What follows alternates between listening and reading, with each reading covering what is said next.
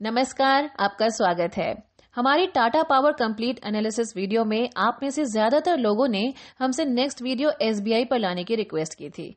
इसीलिए आज के इस वीडियो में हम आपके लिए लेकर आए हैं एसबीआई बैंक का कंप्लीट एनालिसिस। और हाँ, अगर आप ऐसी ही और भी वीडियोस देखना चाहते हैं तो हमें सब्सक्राइब जरूर करें। तो चलिए शुरू करते हैं। जब भी स्टेट बैंक ऑफ इंडिया की बात आती है तो सबसे पहले मन में ट्रस्ट की झलक दिखने लगती है। स्टेट बैंक ऑफ इंडिया में लोग पूरे भरोसे के साथ पैसा जमा करते हैं। आपको बता दें कि स्टेट बैंक ऑफ इंडिया खुद जितना बड़ा बैंक है उतना ही बड़ा इसका इतिहास भी है। आपको जानकर हैरानी हो सकती है कि ये बैंक 214 साल पुराना है। इस बैंक की स्थापना 2 जून 1806 में बैंक ऑफ कोलकाता के नाम से हुई, जो बाद में 2 जनवरी 1809 को बैंक ऑफ बंगाल बन गया। 1921 में बैंक ऑफ मुंबई और बैंक ऑफ मद्रास का बैंक ऑफ बंगाल में मर्जर हो गया, जिसके बाद इंपीरियल बैंक ऑफ इंडिया बना। इंडिपेंडेंट इंडिया में 1955 में इंपीरियल बैंक को भारत के पार्लियामेंट्री एक्ट के तहत एक्वायर किया गया, जिसके बाद state bank of India act 1955 आया। 30 अप्रैल 1955 को इंपीरियल बैंक का नाम बदलकर स्टेट बैंक ऑफ इंडिया रख दिया गया। इसके बाद 1 जुलाई को एसबीआई की स्थापना हुई। 1955 में सब्सिडियरी एक्ट आया, जिसके बाद अक्टूबर में स्टेट बैंक ऑफ हैदराबाद बना। इसके बाद state bank of Bikaner, state bank of Indore, state bank of Jaipur, state bank of Saurashtra, state bank of Mysore, state bank of Patiala, state bank of Travancore और भारतीय महिला बैंक जैसे एसोसिएट बैंक्स बने। हालांकि 1 अप्रैल 2017 को इन सभी एसोसिएट बैंक्स का स्टेट बैंक ऑफ इंडिया में मर्जर हो गया। अगर बैंक के शेयर्स की बात करें तो फिलहाल एसबीआई का शेयर अपने ऑल टाइम हाई पर ट्रेड कर रहा है और एसबीआई 3,52,477 करोड़ रुपीस के मार्केट कैप के साथ एक लार्ज कैप कंपनी है। अब बात करते हैं बैंक के स्वॉट एनालिसिस की, जिसमें सबसे पहले बात करेंगे एसबीआई की स्ट्रेंथ्स के बारे में। बैंक के शेयर्स का अर्निंग पर शेयर यानी ईपीएस तेजी से ग्रो हुआ है। बैंक का आरओई यानी रिटर्न ऑन इक्विटी पिछले 2 सालों से इंप्रूव हो रहा है। आपको बता दें कि आरओई से पता चलता है कि शेयर होल्डर के पैसे पर कंपनी कितने अच्छे रिटर्न्स अर्न कर रही है। ये इन्वेस्टर्स के लिए सबसे यूजफुल रेशियोज में से एक है। ये उन इन्वेस्टर्स के लिए सबसे जरूरी है जो शेयर्स का फंडामेंटल एनालिसिस करना चाहते हैं। क्वार्टर ऑन क्वार्टर बेसिस पर बैंक का प्रॉफिट मार्जिन इंक्रीज हुआ है। पिछले 2 सालों से बैंक की बुक वैल्यू पर शेयर इंप्रूव हो रही है। फॉरेन इंस्टीट्यूशनल इन्वेस्टर्स या फॉरेन पोर्टफोलियो इन्वेस्टमेंट ने कंपनी में अपनी शेयर होल्डिंग इंक्रीज की है, जो किसी कंपनी के लिए पॉजिटिव साइन के तौर पर देखा जा सकता है। सितंबर 2020 क्वार्टर में फॉरेन इंस्टीट्यूशंस की हिस्सेदारी 7.74% थी, जो दिसंबर 2020 क्वार्टर में बढ़कर 9.81% हो गई है। बैंक का आरओए यानी रिटर्न ऑन एसेट्स पिछले 2 सालों से इंप्रूव हो रहा है, यानी बैंक का मैनेजमेंट अपने एसेट्स से अच्छा प्रॉफिट अर्न कर रहा है। पिछले 2 सालों में बैंक का एनुअल नेट प्रॉफिट इंक्रीज हुआ है। बैंक का पीई रेशो 18 है, जो सेक्टर पीई रेशो 30 से कम है, जो एक पॉजिटिव सिग्नल के तौर पर देखा जा सकता है। किसी भी प्रमोटर ने अपने शेयर्स प्लेज नहीं रखे हैं, जो किसी भी कंपनी के लिए पॉजिटिव सिग्नल है। एसबीआई भारत में 24,000 से ज्यादा ब्रांचेस के साथ सबसे बड़ा बैंक है। बैंक की वीकनेसेस की बात करने से पहले हम आपके साथ कुछ शेयर करना चाहते हैं।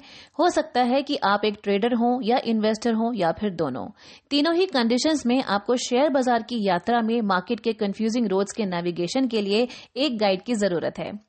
आप अपने दोस्तों और परिवार की तरह मार्केट में किसी से भी जाकर सलाह नहीं ले सकते। बहुत से लोग टेलीग्राम और WhatsApp groups, paid services, broker, media और सोशल मीडिया पर डिपेंड होकर इन्वेस्टिंग करते हैं, क्योंकि उनके पास खुद से रिसर्च और स्टडी करने का टाइम या नॉलेज नहीं होता है और इस तरह एंड में उन्हें अनप्रोफेशनल एडवाइस के लिए पे करना पड़ता है। और इनमें से ज्यादातर सोर्सेज सिर्फ क्या खरीदे पर फोकस करते हैं, लेकिन ये बताने में फेल हो जाते हैं कि क्यों और कब खरीदना है, साथ ही कब बेचना है। एक ट्रेडर या इन्वेस्टर के तौर पर आपको हर आयाराम गयाराम की एडवाइस पर डिपेंड रहने की जरूरत नहीं है। आपको बस एक अच्छा और इंटरैक्टिव प्लेटफॉर्म चाहिए जो आपको पोर्टफोलियो बना के दे और उसे एक्टिवली मैनेज करे, जो आपका टाइम पर अपडेट्स प्रोवाइड करे और आपको सलाह दे कि क्या खरीदना है और बेचना है और क्यों। और ये तरीका आपकी शेयर मार्केट नॉलेज को इम्प्रूव करता है और आपको एक स्मार्ट इन्वेस्टर बनाता है। मार्केट में बहुत से रजिस्टर्ड इन्वेस्टमेंट एडवाइजर्स हैं, लेकिन उनमें से ज्यादातर या तो कमीशन बेस्ड हैं या फिर बहुत ही ज्यादा एक्सपेंसिव। और तेजी मंडी इन सब से अलग है। क्यों अलग है? क्योंकि ये रिटेल इन्वेस्टर्स को पोर्टफोलियो मैनेजमेंट सर्विसेज का एक्सपीरियंस प्रोवाइड करता है। आपने मोतीलाल ओसवाल का नाम जरूर सुना होगा। तेजी मंडी मोतीलाल ओसवाल की ही एक यूनिट है।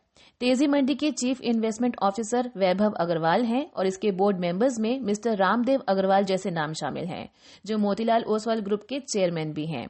इसके अलावा भी ये अपने यूजर्स को बहुत सी सर्विसेज प्रोवाइड करता है, जैसे आपको एडवाइस देता है कि किन शेयर्स को खरीदना है, कब खरीदना है और कब बेचना है, स्टॉक्स लेने के पीछे का लॉजिक, स्टॉक और सेक्टर के बारे में रेलेवेंट न्यूज और अपडेट्स, और इन सब सर्विसेज का यूज करने के लिए एक इजी टू यूज ऐप। आपको बता दें कि तेजी मंडी के पोर्टफोलियो में लगभग 15 से 18 स्टॉक्स हैं और इस पोर्टफोलियो का मिनिमम इन्वेस्टमेंट लगभग 21,000 रुपए का है। तेजी मंडी पोर्टफोलियो में डिफरेंट एक्टिविटीज के लिए डिफरेंट स्ट्रैटेजीज फॉलो की जाती हैं, जैसे स्टॉक पिकिंग के लिए फोकस पिकिंग का यूज किया जाता है, जैसे टैक्टिकल बेट्स जहां स्टॉक्स 3 से 6 महीने के पर्सपेक्टिव से लिए जाते हैं, और 12 से 18 महीने की लंबी ड्यूरेशन के लिए लॉन्ग टर्म विनर स्ट्रैटेजी का यूज किया जाता है। ये एक यूनिक पोर्टफोलियो है जो इन दोनों स्ट्रैटेजीज को कंबाइन करता है। 5 फरवरी 2021 तक तेजी मंडी ने 82% CAGR के साथ शानदार रिजल्ट्स दिए हैं। एक इन्वेस्टर के तौर पर आप इससे ज्यादा और क्या चाहते हैं? अगर सब्सक्रिप्शन चार्जेस की बात करें तो तेजी मंडी का 6 months pack 149 rupees per month, 3 months pack 199 rupees per month और 1 month pack 249 rupees per month पर अवेलेबल है। तो एक प्रॉपर इन्वेस्टमेंट प्लेटफॉर्म तेजी मंडी के साथ अपनी इन्वेस्टमेंट जर्नी अभी शुरू करें, क्योंकि ये बहुत लंबी जर्नी है और एक लॉस्ट पपी की तरह कोई भी इस जर्नी में रुकना या खोना नहीं चाहता। अब बात करते हैं बैंक की वीकनेसेस की। अर्निंग्स के कंपैरिजन में बैंक ज्यादा इंटरेस्ट पे कर रहा है, जो किसी भी कंपनी के लिए एक पॉजिटिव सिग्नल तो बिल्कुल नहीं है। लास्ट क्वार्टर में म्यूचुअल फंड्स ने अपनी शेयर होल्डिंग कम की है और म्यूचुअल फंड्स का अपनी शेयर होल्डिंग को कम करने को एक अच्छा सिग्नल नहीं माना जाता। सितंबर 2020 क्वार्टर में म्यूचुअल फंड्स की हिस्सेदारी 12.94% थी, जो दिसंबर 2020 क्वार्टर में घटकर 12.72% हो गई है। बैंक का नेट कैश फ्लो डिक्रीज हो रहा है, यानी बैंक अपनी ऑपरेटिंग एक्टिविटीज से अच्छा कैश जनरेट करने में फेल हो रहा है। बैंकिंग सेक्टर में कंपटीशन बहुत ज्यादा है, जिसका मतलब ये है कि SBI के लिए मार्केट ग्रोथ लिमिटेड है। दूसरे ग्लोबल बैंक्स के कंपैरिजन में SBI की इंटरनेशनल प्रेजेंस कम है। अब बात करते हैं अपॉर्चुनिटीज की। SBI के शेयर्स ने अपने 52 हफ्तों के लो से बहुत तेजी से रिकवरी की है। अपना कारोबार बढ़ाने के लिए SBI रूरल एरियाज में तेजी से एक्सपेंशन कर रहा है। भारत के कैशलेस होने पर फोकस देने की वजह से बैंक अपनी एक्सटेंसिव रीच के साथ मार्केट को लीड कर सकता है। अब बात करते हैं थ्रेट्स की। रीसेंट रिजल्ट्स में बैंक का NPA यानी कि नॉन परफॉर्मिंग एसेट्स इंक्रीज हुआ है, जो कि एक फाइनेंशियल कंपनी या बैंक के लिए पॉजिटिव सिग्नल बिल्कुल नहीं है। प्राइवेट बैंक्स के बीच कंसोलिडेशन SBI के मार्केट शेयर को कम कर सकता है। अब बात करते हैं SBI के फाइनेंशियल हाइलाइट्स की। फाइनेंशियल ईयर 2020 में कंपनी का रेवेन्यू 3,68,010 करोड़ रुपीस रहा, जो फाइनेंशियल ईयर 2017 में 2,98,640 करोड़ रुपीस था। यानी पिछले 3 सालों में कंपनी का रेवेन्यू लगभग 19% बढ़ा है।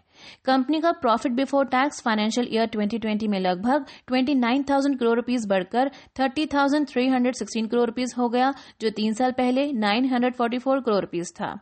यानी पिछले 3 सालों में कंपनी का प्रॉफिट बिफोर टैक्स कई गुना बढ़ गया है। अगर बैंक की नेट इनकम की बात करें तो फाइनेंशियल ईयर 2019-20 में ये 19,767 करोड़ रुपीस रही, जो फाइनेंशियल ईयर 2017 में 241 करोड़ रुपीस थी। यानी पिछले 3 सालों में बैंक की नेट इनकम कई गुना बढ़ी है। फाइनेंशियल ईयर 2019-20 में अर्निंग्स पर शेयर की बात करें तो ये 22.14 रुपीस रही, जो 3 साल पहले 30 पैसा थी। यानी पिछले 3 सालों में कंपनी की अर्निंग्स पर शेयर बहुत तेजी से कई गुना बढ़ गई है। बैंक के मैनेजमेंट की बात करें तो श्री दिनेश कुमार खारा SBI के चेयरमैन हैं। 59 इयर्स के श्री दिनेश कुमार खारा ने FMS न्यू दिल्ली से बिजनेस एडमिनिस्ट्रेशन में मास्टर्स किया और वो कॉमर्स में पोस्ट ग्रेजुएट हैं। वो इंडियन इंस्टीट्यूट ऑफ बैंकर्स के सर्टिफाइड एसोसिएट भी हैं। श्री खारा 1984 में SBI में प्रोबेशनरी ऑफिसर के रूप में शामिल हुए और उन्हें कमर्शियल बैंकिंग के सभी पहलू जैसे retail credit, corporate credit, deposit mobility, international banking operations, branch management में 33 इयर्स का एक्सपीरियंस है। इसके अलावा बैंक के मैनेजिंग डायरेक्टर में श्री CS सेट्टी, श्री अश्विनी भाटिया, श्री स्वामीनाथन जे, श्री अश्विनी कुमार तिवारी का नाम शामिल है और Shri B Venugopal, doctor Ganesh Natarajan, Shri Ketan S Vikamsey जैसे अनुभवी नाम बैंक के बोर्ड ऑफ डायरेक्टर्स में शामिल हैं। आइए जानते हैं कैसा है बैंक का शेयर होल्डिंग पैटर्न। बैंक के लेटेस्ट शेयर होल्डिंग पैटर्न के अकॉर्डिंग कंपनी में सबसे ज्यादा शेयर होल्डिंग प्रमोटर्स की है, जो लगभग 58% है। इसके बाद म्यूचुअल फंड 12%, इंश्योरेंस कंपनीज की लगभग 11%, फॉरेन इंस्टीट्यूशन की लगभग 10%, पब्लिक शेयर होल्डिंग 7% और फाइनेंशियल इंस्टीट्यूशन की 0.04% हिस्सेदारी है। अब बात करते हैं पिछले एक साल में बैंक के शेयर्स ने कितना रिटर्न दिया है। पिछले एक साल में एसबीआई के शेयर्स ने 40% का शानदार रिटर्न दिया है, जिस दौरान इसने 427.7 रुपीज के हाईएस्ट और 149.5 रुपीज के लोवेस्ट लेवल को टच किया, जबकि सेम पीरियड में इसकी कॉम्पिटिटिव पंजाब नेशनल बैंक ने -2.13% और बैंक ऑफ बड़ौदा लिमिटेड ने 17.42% का रिटर्न दिया है। तो ये था एसबीआई बैंक का कंप्लीट एनालिसिस, जिसमें स्वॉट एनालिसिस भी इंक्लूडेड है। इस एनालिसिस के बाद आपको बैंक को बेहतर तरीके से समझने में आसानी होगी और बैंक में इन्वेस्टमेंट को लेकर अपना डिसीजन आप आसानी से ले सकेंगे। ये वीडियो आपको कैसी लगी हमें कमेंट्स करके बताएं और वीडियो पसंद आई तो लाइक जरूर करें। हमसे जुड़े रहने के लिए थैंक यू।